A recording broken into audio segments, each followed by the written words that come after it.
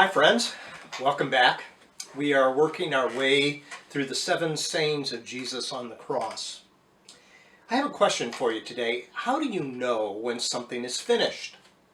Sometimes we think we're done with certain things, but in reality, we've only just finished to begin again. Think about the laundry, think about cleaning, think about doing the dishes, think about mowing the lawn. Are you ever really done? Are you ever really finished? There are times, though, when we do something, and indeed, it is finished. There's nothing more to do. Think about a puzzle for a moment.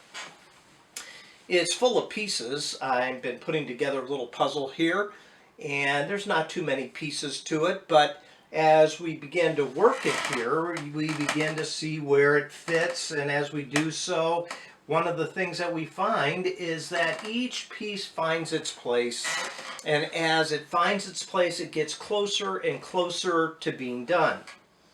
The 6th word of Jesus from the cross is, "It is finished." And it comes immediately after he was given that sponge full of vinegar wine. In John chapter 19, verse 30, Jesus says, "It is finished." So the natural question is, what is finished? For those that are gathered around the cross, probably they think what is finished is his life. He's basically saying, I'm done. I cannot take another breath. And in fact, the text does go on and say, "Into your hands I commend my spirit," and he breathes his last. But for those of us who live on this side of the cross, we think that this word, "it is finished," means something so much more. And the reason we know it is because of the word that is used. In the original language, in Greek, he uses the word tetelestai. And to throw a little bit of Greek at you, it is in the perfect tense, which means it is something that was done at a point in time, but it continues to have lingering results. The expected mission of Jesus is finished upon the cross. So we have to ask the question, what was that mission? He's not saying, "I am finished." Certainly, he's not saying that.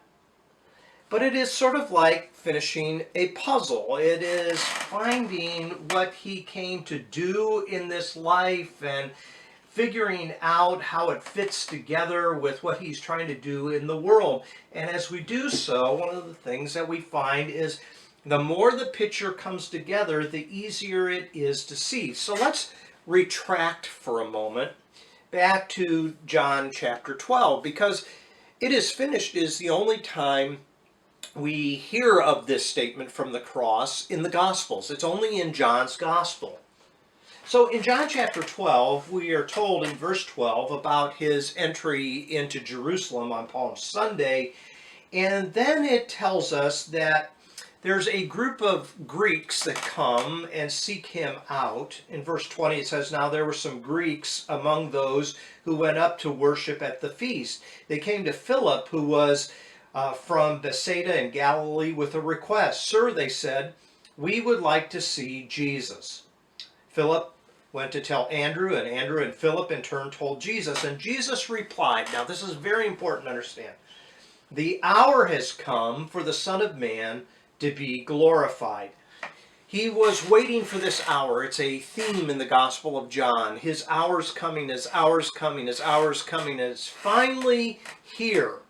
Now, what we find taking place is that as he enters into Jerusalem on Palm Sunday, the crowd thinks one thing. They think that the pieces all come together with him conquering the Roman Empire. But that's certainly not it. We know that in a few short days he is hanging on this cross. But we are told in this text, in verse 27, it says, "Now my heart is troubled, and what shall I say? Father, save me from this hour? No. For this reason I came to this hour. Father, glorify your name." Now listen real closely in the next couple of verses, because it tells us really what is being finished on the cross. "Then a voice came from heaven.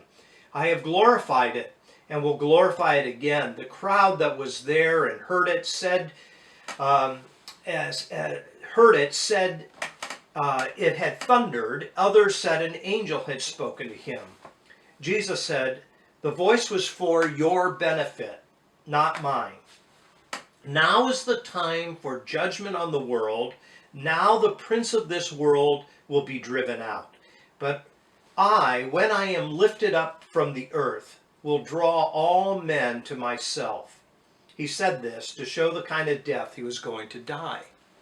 Now this is fascinating. I've come into this world, and my hour has arrived, and now all of a sudden the little pieces of the puzzle are beginning to come together, and as we put it all together, the picture is in clear focus. There are three things that are mentioned here in this passage. Upon the cross, something's finished. The world is judged. The system of the world is judged, as epitomized by Pilate a few chapters later. Satan is driven out, the one who wants to lead us into death and lead us into heartache. And all people will be drawn to him as we look upon him on the cross. John chapter 12, verse 46 says this, "I have come into the world as a light, so that no one who believes in me should stay in darkness." So on the cross, we are finally seeing all of these pieces come together.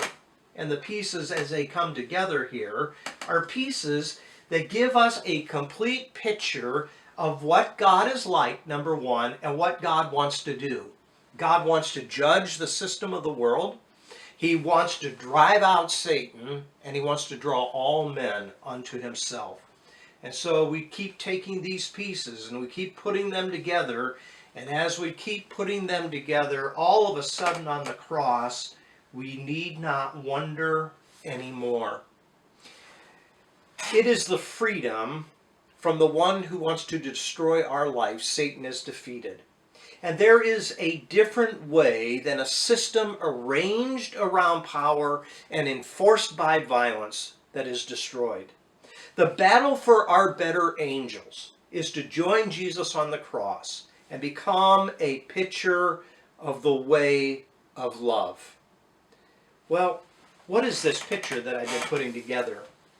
Well, it is a picture that was made into a puzzle when I was a little kid. And so take a look here. What a cute kid, don't you think? Thank you for joining me in this series.